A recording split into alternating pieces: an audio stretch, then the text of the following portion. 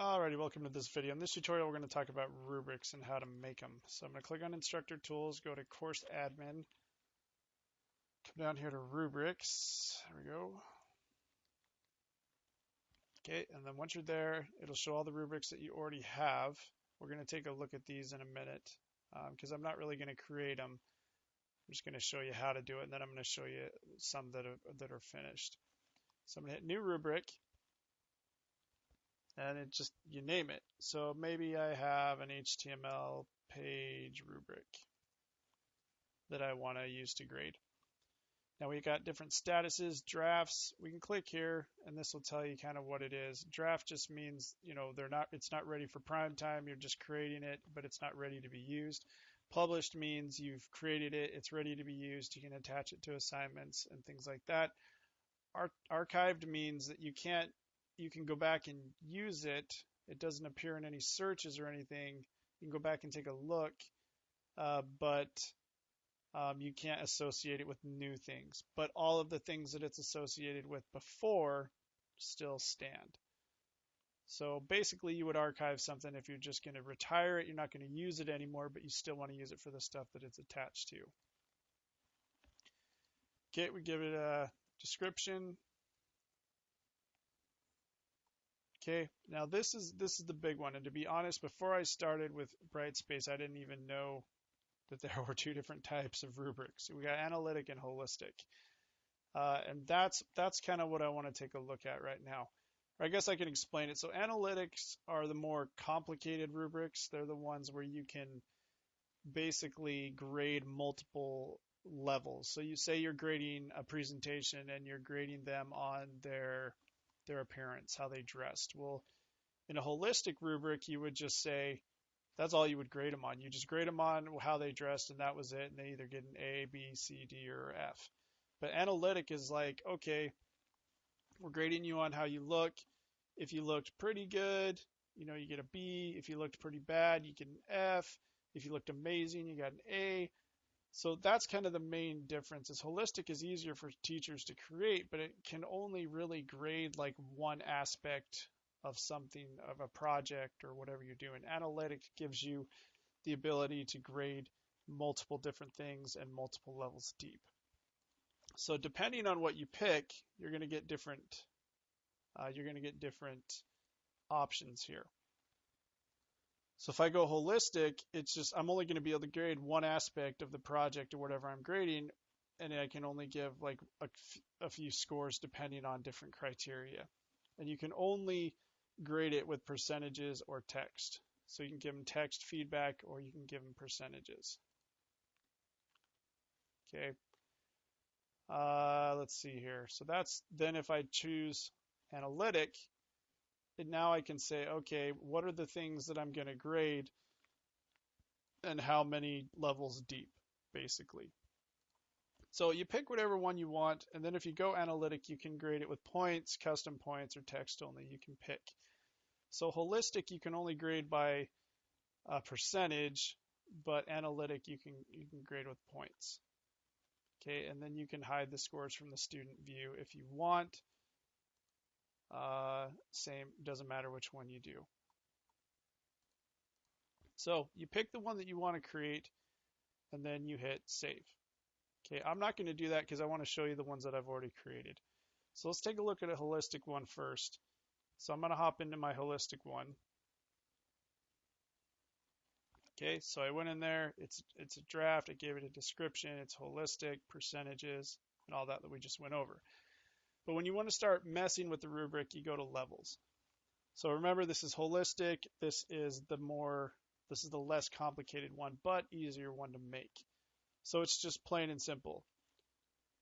So I can say a 90% or above is going to be an A, and that means they live and breathe Monty Python. Okay. If they get a B, it's an 80% or more. They know it. Okay. They know Monty Python pretty good. C, they're apathetic. It's 70%. D, they despise it. F, they're not even worthy to watch the movie. Okay, so this is holistic. It's just, I'm basically grading them on how well they know the movie. Okay, and that's it. But I can't go any deeper. I can't go on any different levels. It's just, I'm grading them on this one thing, and that's it. And I give them feedback depending on what they get. Now here, if I want, I can add a level. So maybe I had A, B, and C, and I wanted to add a D and an F. I could add a level. So hit add level, and then I could call it, I don't know, less than an F. Start range. I don't know if it's going to let me do a negative value there. Yeah, so it's not really going to let me do this because I've already covered all the ranges. Well, maybe if I went like 10 or something. Yeah, so it gave me another level, so less than F, but of course that's wrong. But I can just, you can add more levels that way. You can reverse the order, so A would be down here at the bottom and F would be down here at the top, or you can hit edit levels, and that's going to allow you to mess around with all of them at once. So I can go in there and play around with all of these as I need to. Right?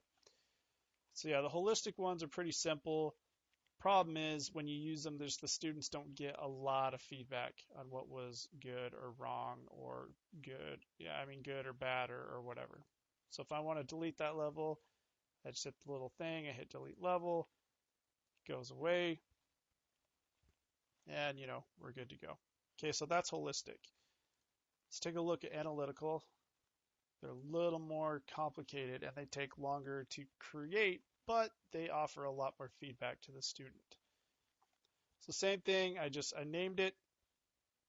I could give a description if I want.